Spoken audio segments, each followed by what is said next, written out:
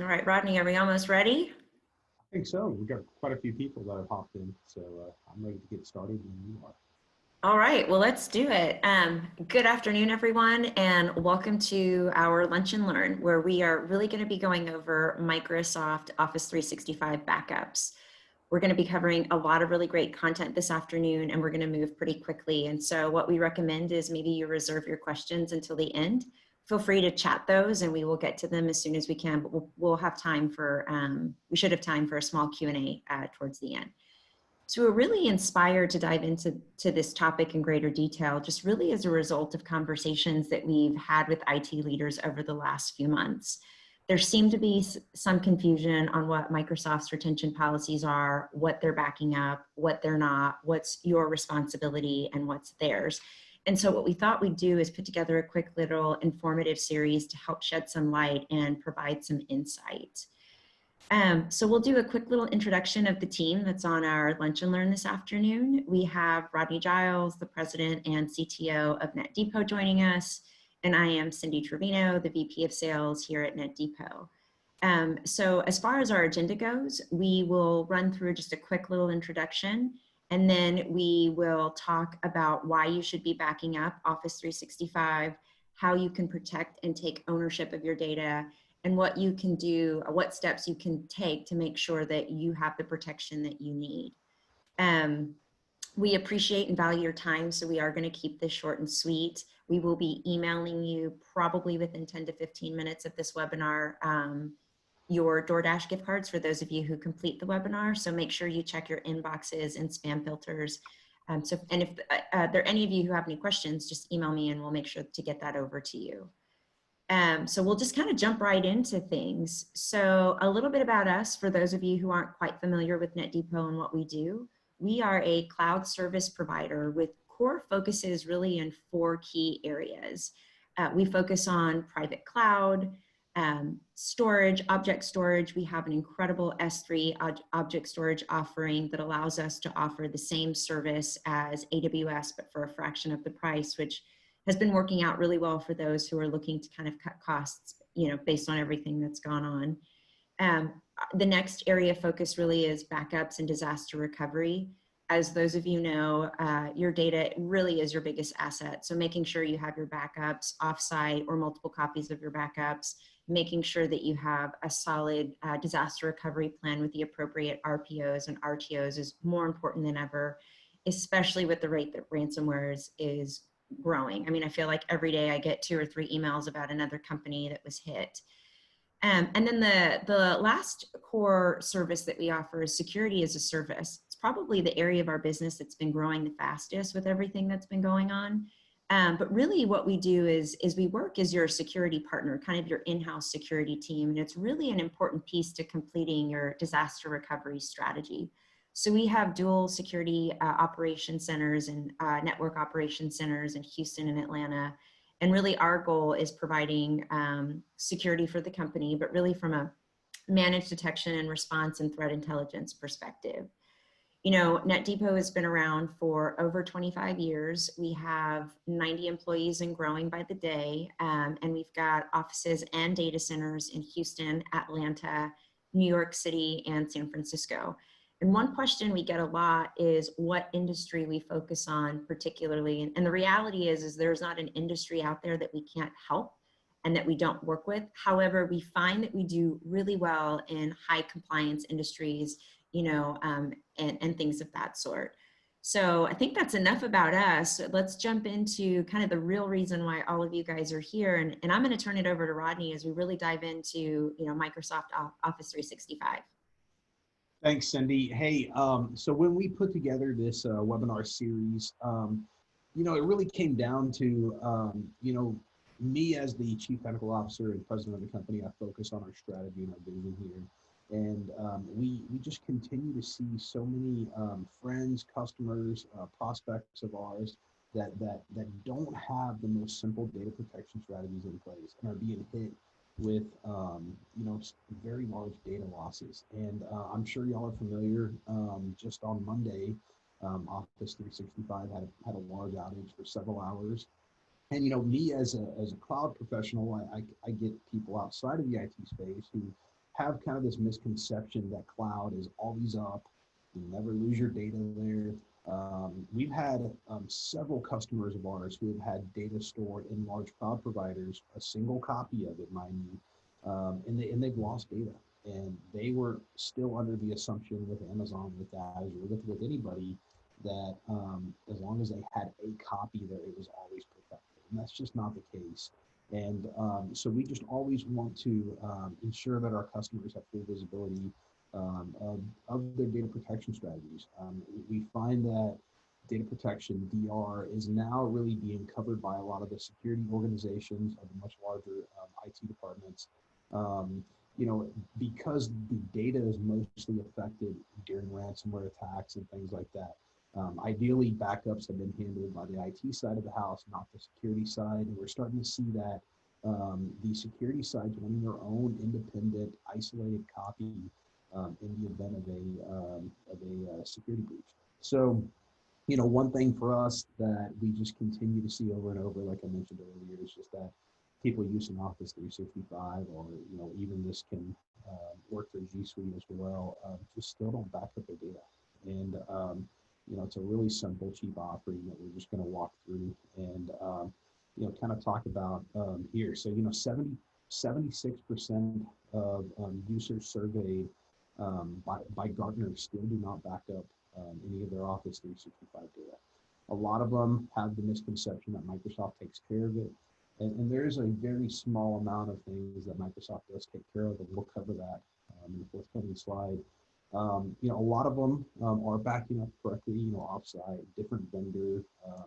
You know, we don't care if you go from Office 365 to AWS as your copy. We just always recommend backing up and being vendor agnostic there.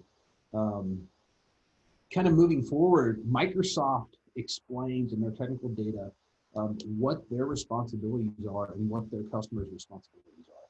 So Microsoft makes it very clear that your Office 365 data is your responsibility. So backing up into what Microsoft covers as their responsibility is, you know, primarily they're a global infrastructure company with a software as a service offering around that. So they're working on uptime of the platform as a whole. They're working on data replication between data centers. Let's say from their San Antonio data center to, you know, another one of their data centers. They're working on that. They're working on, they're also providing a recycling bin, but there's a limited short-term time there, generally 30 days. It can be configurable, but you know, you are still subject to data loss in the event of you actually deleting your file or a user deleting your file. From the infrastructure level, as a security perspective, obviously Microsoft is focused on, you know, physical security at the data center level, at the software level, but they make it very clear that they're not responsible for you know, penetration to the user account. Obviously, nobody can be responsible for that if somebody made the correct login there. And that's where a lot of data losses are occurring right now with malware and ransomware that's affecting the Outlook connections and obviously affecting the data at the data center level. From a regulatory perspective, Microsoft covers things, you know, at the processor, at the SaaS level. But, you know, at the, obviously, ultimately, the data is still goes back to you. Going down to the second row there into your responsibilities, again, Microsoft makes it clear, your data is your data, and you're responsible for your data. And so they even themselves recommend a backup. More importantly, you want to be able to secure your data. There's still, you know, accidental loss, there's malware, there's employees who are deleting, you know, maybe files they shouldn't be deleting, you know, whether it be tampering with evidence or trying to cover up something internally that you as a IT leader is responsible for compliance and legal reasons to be protecting and archiving. And, you know, ultimately at the end of the day, it's your data. And, you know, it's always, you want to control your data no matter, you know, any way possible. So kind of moving on, why you need backups. I think I covered a few of that on the previous slide, but, you know, number one, Microsoft says so. And number two, there can be accidental deletion. I know when I'm driving sometimes, I kind of hate to admit this, I'll see an email come through and I'll accidentally hit archive or delete and I forget which email it is. And then I'm like, oh crap, is that an important email or is that something that I need to go try to figure out real quick? And so it clearly happens, whether it be intentional or not. Number three, security threats are continually targeting your data. And things like ransomware, malware is attacking your Outlook connections. Has been known to do that. Number four, I think I covered on that a little bit there with malware. But I think backing up to number three too, I'm sure a lot of you guys have dealt with rogue employees. Maybe you have a disgruntled employee that still, for some reason, has access, gets in there and deletes some mailboxes. You want to be able to recover from those items. And a lot of times, I'll get to in the next slide here. But number five being legal and compliance. A lot of organizations have strict policies to adhere to and cover from a compliance perspective in terms of data archive and protection. So how often do these things actually happen? So, obviously the most common issue that organizations struggle with is, user error. And that's, whether it be intentional deletion or accidental deletion, you want to be able to cover for that. You want to be able to recover for malware and ransomware. And so it's very important. I think you guys would not be here on this webinar. We've had, it looks like a huge turnout based just on how frequent, organizations are still not recovering this. One thing I think I would note here is it's the average breach, according to Gardner, is not discovered for 140 days after the breach. So Microsoft specifies what their retention policies are. This is the standard E3 license. So they're storing all inbox or folder data from a ability to retain it, up to 2 years, deleted items up to a week. You can configure that, up to a month. It's deleted items do not last past 3 months with Microsoft. Same thing with auto archive data and SharePoint items as well. So the solution that we do cover or that we do provide does back up and retain items within SharePoint and OneDrive as well. So you really want to be able to make sure that you can cover past those 140 days, which is where the average breach is typically discovered. So I know I can tell you that if I were to lose 10,000 of my emails, I probably wouldn't know it till I need it. So it's you want to make sure that you always have those.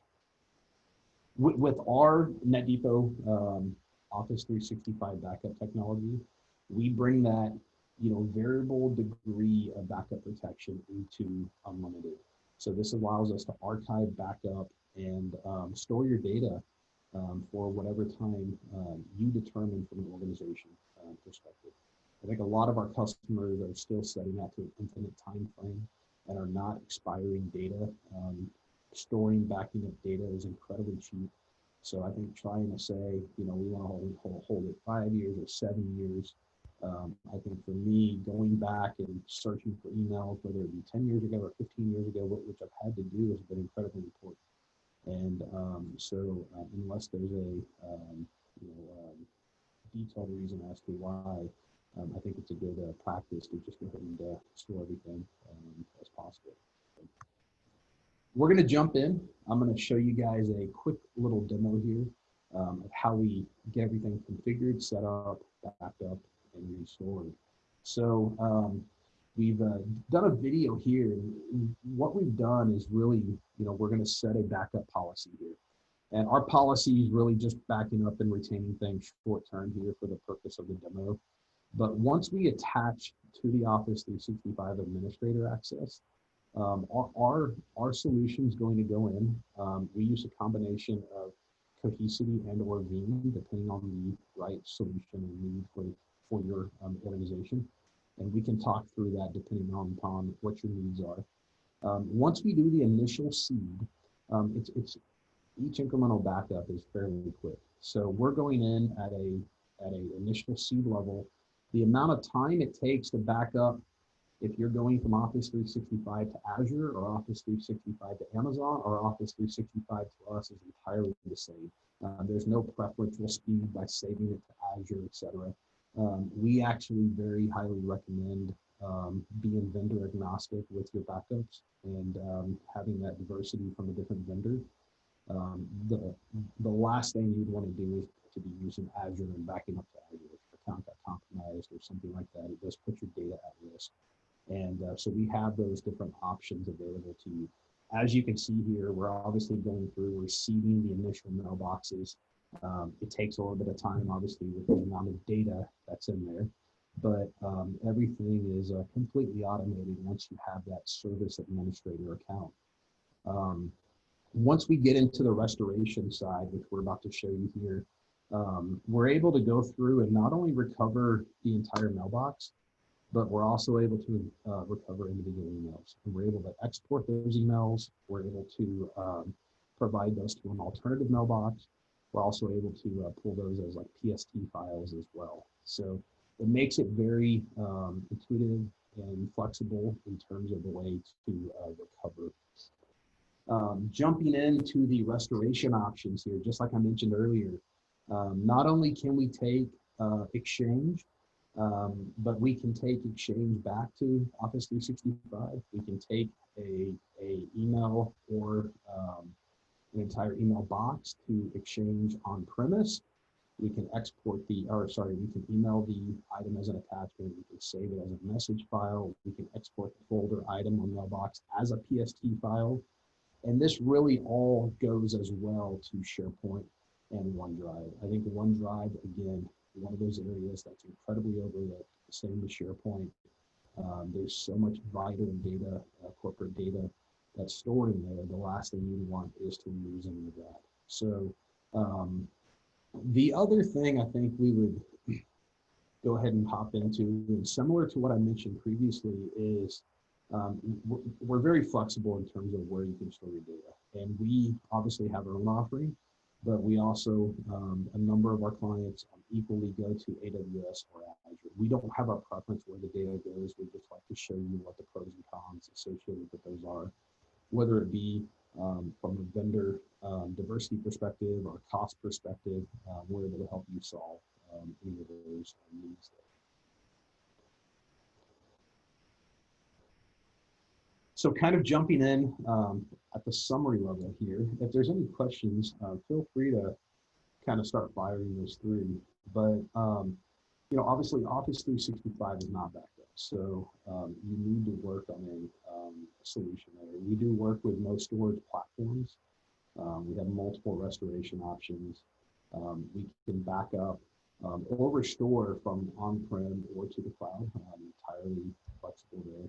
And, you know, as Cindy mentioned earlier, data is really a company's most important asset nowadays. So not having it backed up is a very, very large gap there. Just from a high level pricing perspective, it does start right around $1.25 per user per month, which does include storage. And we are offering a 90-day no obligation proof of concept. So one of our engineers can hop on a Zoom telephone call with you, go through the setup process, takes 5 or 10 minutes, and from there you can be fully protected. So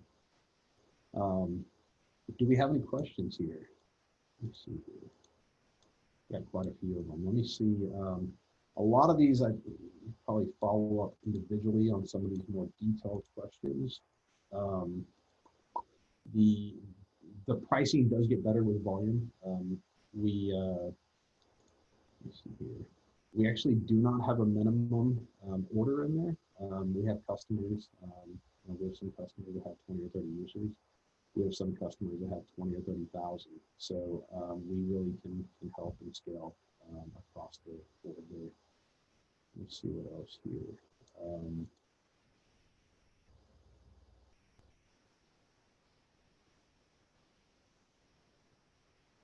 So this does work with G Suite as well.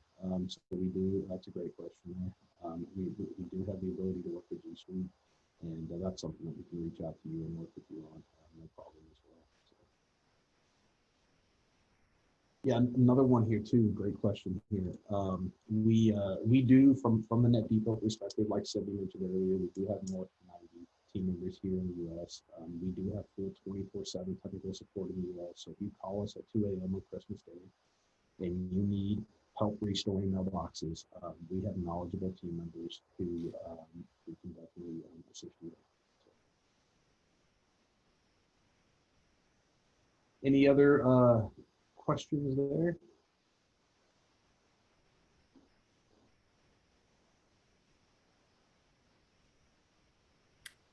I think that might be it.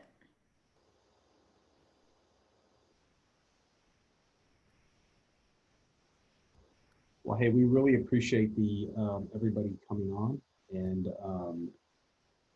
if there's anything that we can help with, definitely reach out to us, and we'll obviously reach out to you guys as well. And we really appreciate the time.